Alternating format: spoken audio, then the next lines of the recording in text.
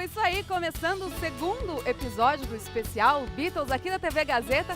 Zoom Beatles, muito obrigada mesmo, tá, por vocês participarem aqui com a gente nesse especial incrível. No primeiro episódio, a gente viu, né, meninos, que até os Beatles conseguirem o primeiro lugar na parada, eles, suaram muito.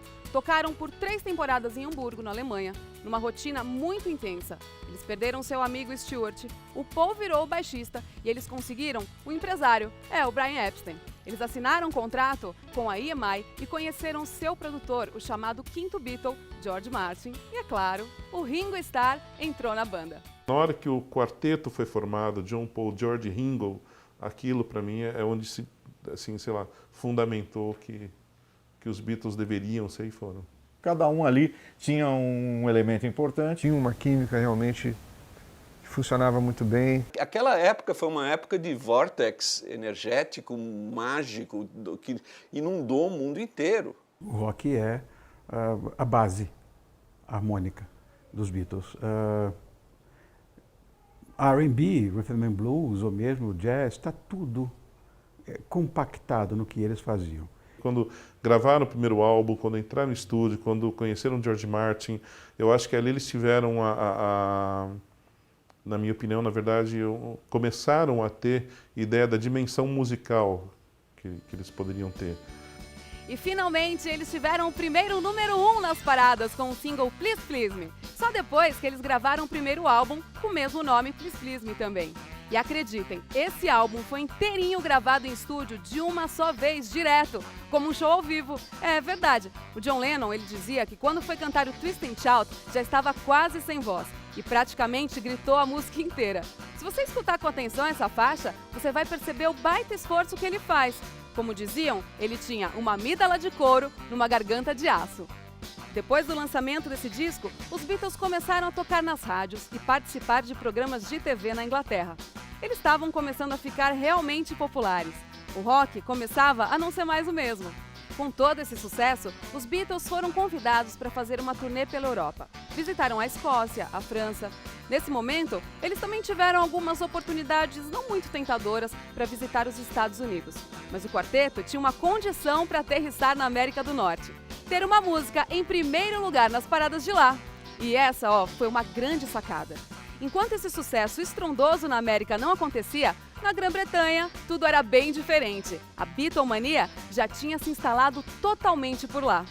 Tanto é que em 4 de novembro de 63, eles foram convidados para tocar no Queen's Royal Variety Performance, um concerto de gala, um show beneficente, onde tocaram inclusive para ninguém menos que a monarquia britânica. Um fato muito engraçado e que mostra assim a acidez e a ironia do John Lennon e do próprio humor dos Beatles também, é que durante a apresentação do Royal Variety, o John, no final do show, disse: "For last number, I got to ask your help. Will the people on the cheapest seats clap your hands? And the rest of you, there's Jack the jury. Thank you. We like to sing a song called Twist and Shout. 1, 2, 3.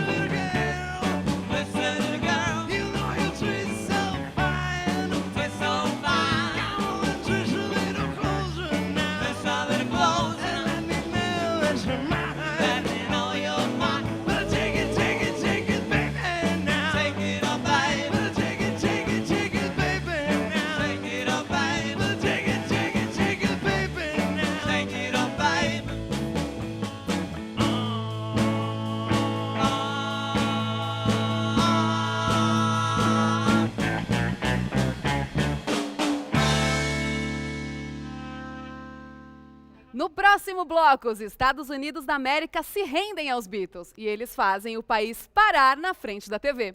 Voltamos já.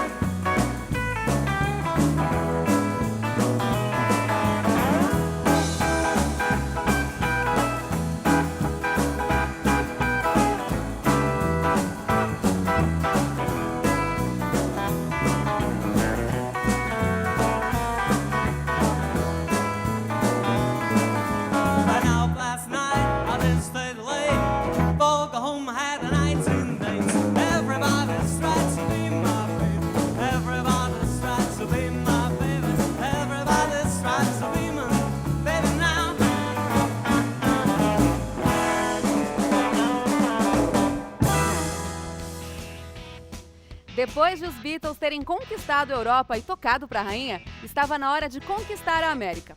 Antes de ir para lá, o quarteto de Liverpool tinha uma condição: ter uma música número 1 nas paradas americanas. Em 1963, os Beatles lançaram o single I Wanna Hold Your Hands, que se tornou simplesmente um fenômeno. E em 64, a canção finalmente chegou ao primeiro lugar nas paradas da América do Norte. A espera valeu. E lá foram eles. Em 7 de fevereiro de 1964, os Beatles voaram para a América. E por mais inesperado que fosse, foram recebidos por um mar de fãs enlouquecidos, querendo ver e tocar nos quatro também. O entorno do aeroporto JFK ficou interditado de fãs, lotado mesmo. Uma cena como essa jamais tinha sido vista antes. Esse foi um marco na história da banda. Os Estados Unidos são o berço do rock, o país das mídias de massa, com uma cultura de projeção mundial, seja na música, no cinema e na televisão. Além disso, o país já era o maior consumidor de discos do mundo. Foi um marco também na história da televisão norte-americana. Os Estados Unidos se renderam aos 4 jovens ingleses e ficaram de olhos vidrados na telinha assistindo ao quarteto. Os americanos tinham um ritual aos domingos à noite: assistir ao programa de variedades Ed Sullivan Show, um dos mais populares programas de TV da época, onde bandas e artistas promissores e de sucesso se apresentavam. E quando os Beatles pisaram no estúdio do Ed Sullivan, nossa, entrava no ar a maior febre do momento. Durante os 15 minutos que a banda se apresentou, o programa marcou uma audiência absurda, estimada em 74 milhões de pessoas, uma das maiores já vista. A polícia americana informou que durante a apresentação da banda, quase não houve nenhuma ocorrência de crime. Os Beatles viraram um fenômeno mundial. Em 64, quando eles chegaram nos Estados Unidos, a coisa realmente, né, explodiu mesmo. Eles foram os catalisadores da British Invasion, né, do reconhecimento do rock britânico nos Estados Unidos. Tem um lado muito forte do americano, né, que é legal. Agora, quando pintou Beatles, aí era além de uma bandeira, né? Aí as pessoas, os garotos ouviram e piraram. No dia que os Beatles apareceram na TV nos Estados Unidos, no programa do Ed Sullivan, em 1964, no dia seguinte venderam-se todas as baterias nas lojas de música dos Estados Unidos. Nenhuma banda americana daquela época teve a histeria causada pela chegada dos Beatles lá. Isso foi uma coisa incrível, é claro, foi um marco cultural incrível. Eles conseguiram fazer sucesso nos Estados Unidos, que é a terra do rock. Os Estados Unidos tinham sempre aquela coisa, com uma certa razão, de seria o berço do rock, afinal, né, Little Richard, Elvis, Buddy Holly são todos de lá. Mas, por outro lado, existia uma cena muito interessante lá na Inglaterra. E os Beatles, eles foram capazes de demonstrar a força disso nos Estados Unidos e, a partir disso, influenciar o som de lá. Você pensa bem em Elvis, Little Richard e todos eles têm uma linguagem muito blues, muito crua, incrível, né? Uma qualidade incrível, mas uma coisa muito parecida ali às raízes do rockabilly e tudo. E os Beatles quebraram um pouquinho isso. Acho que as melodias, as harmonias dos Beatles começaram num momento a ser um pouquinho mais complexas, um pouco mais diferentes, assim. Então, obviamente que o impacto cultural foi muito grande. Tiveram um grande momento cultural aliado a uma ótima estratégia de marketing e, claro, além de tudo isso, qualidade musical. Não dá para tirar esses três elementos, um não existiria sem o outro. No próximo bloco, a gente vai falar sobre a fase psicodélica dos Beatles, é isso aí, e as inovações que essa onda trouxe para o mundo da música. Até já!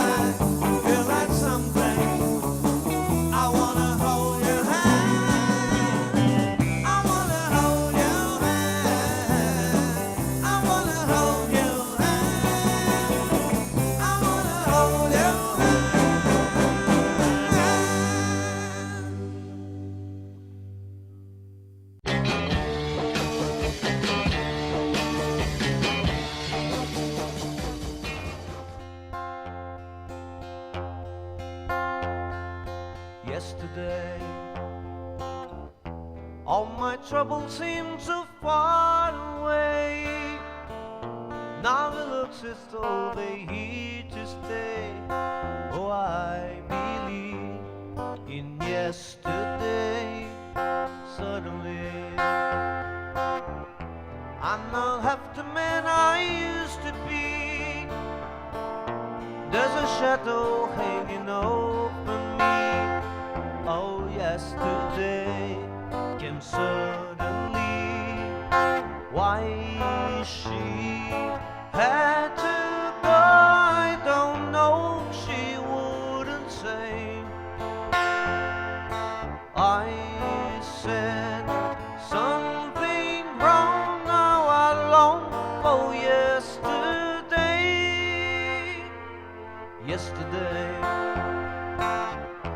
Love was such an easy game to play.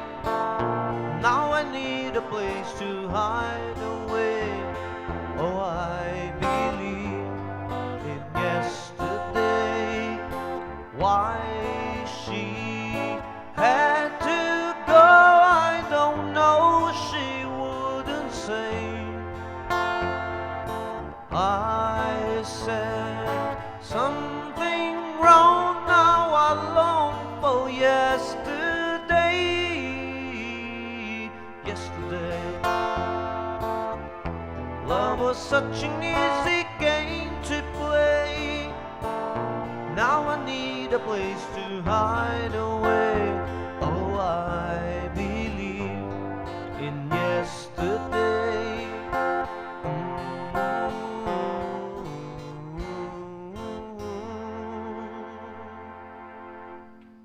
Yesterday, mais uma linda canção, incrível essa música, né? É muito linda mesmo. Ela é creditada a Lennon McCartney, mas na verdade a gente sabe que foi o Paul que fez, né? E você sabia que essa canção tem o título de a mais regravada da história da música? É isso aí. A gente viu, no último bloco, que os Beatles estavam realmente no seu auge. Finalmente, eles chegaram ao toppermost of the poppermost. Essa era a maneira como eles brincavam entre si, dizendo aonde eles queriam chegar. E chegaram, viu? Europa e Estados Unidos, ambos os mercados e públicos devidamente conquistados. Com isso, logo após a primeira visita à América, o grupo começou a excursionar por lugares como Austrália, Escandinávia e Holanda.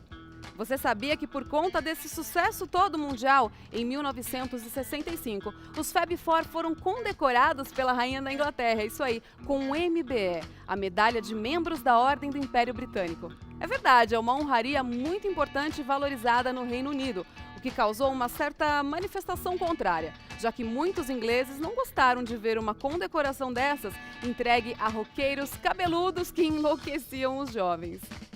Mas, controvérsias à parte, esse foi realmente um momento de conquistas para os Beatles. Na sua segunda temporada americana, a banda alcançou mais uma glória, lotar um estádio nos Estados Unidos, o Shea Stadium. Em agosto de 65, aproximadamente 55 mil pagantes entraram no estádio para ouvir os Beatles, ou quase ouvir. Nessa fase da Beatlemania mundial, a gritaria, que antes já era enorme, se tornou ensurdecedora. A gritaria era tanta, mas tanta, que os Beatles não conseguiam se ouvir e isso passou a incomodar demais os rapazes.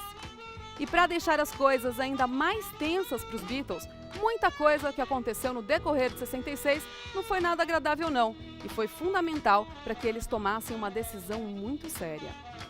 Nesse ano, eles realizaram uma turnê que terminou de maneira desastrosa nas Filipinas.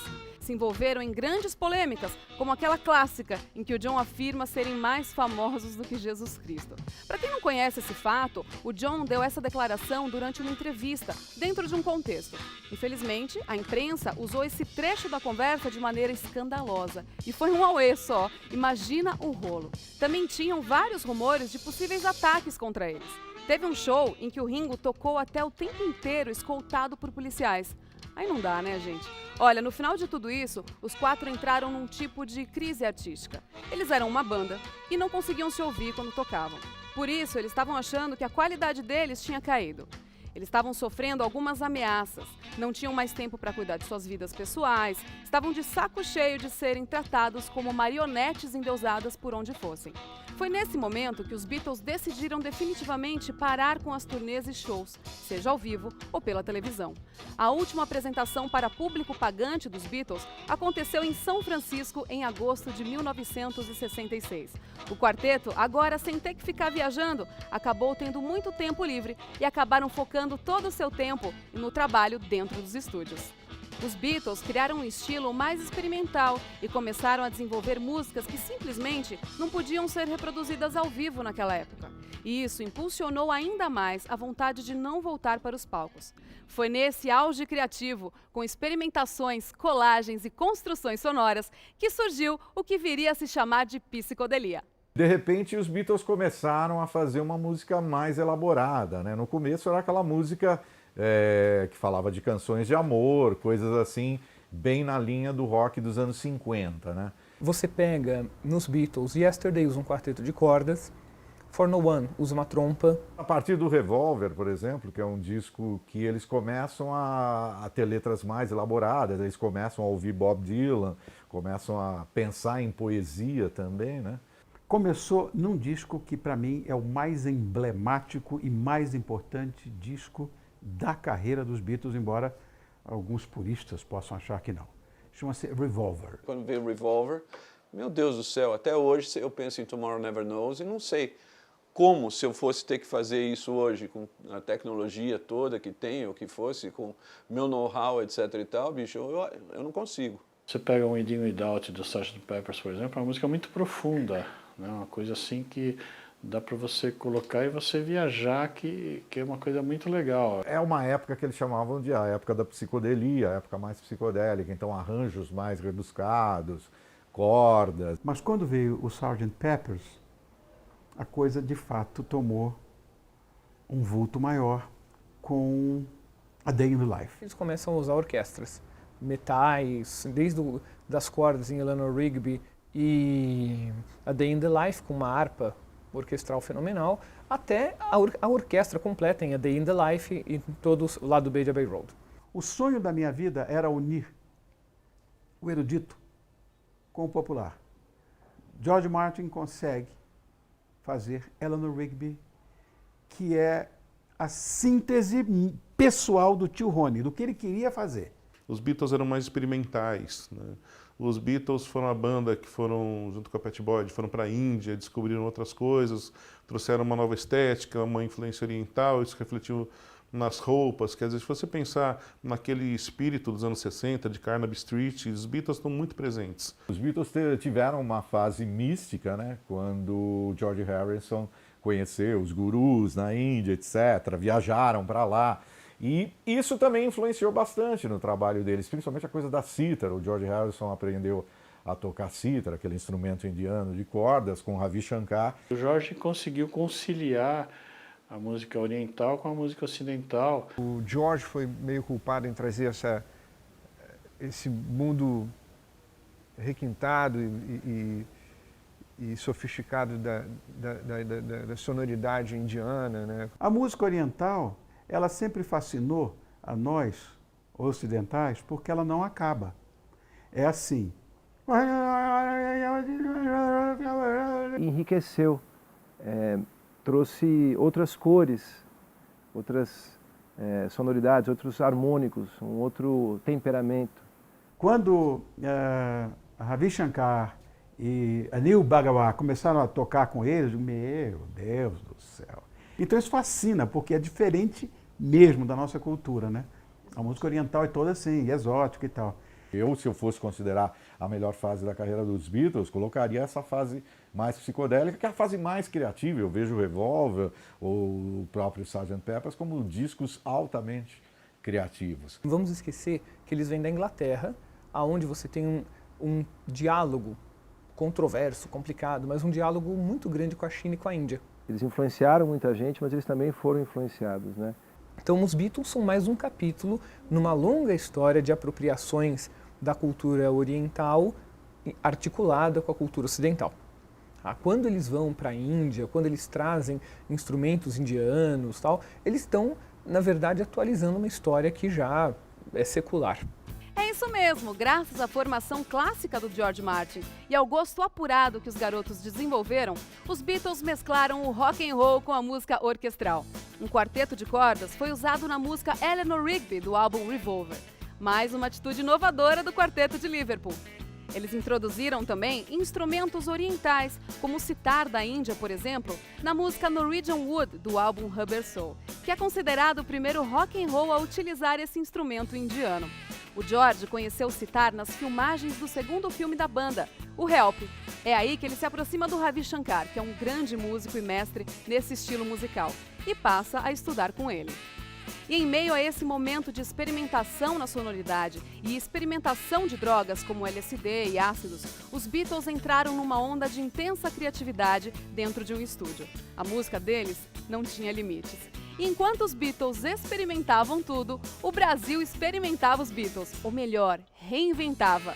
No próximo programa, além de várias outras coisas bacanas, a gente vai falar sobre a banda inglesa em território brazuca. É isso aí, Jovem Guarda, Tropicália, movimentos musicais aqui do Brasil que beberam da fonte Beatles.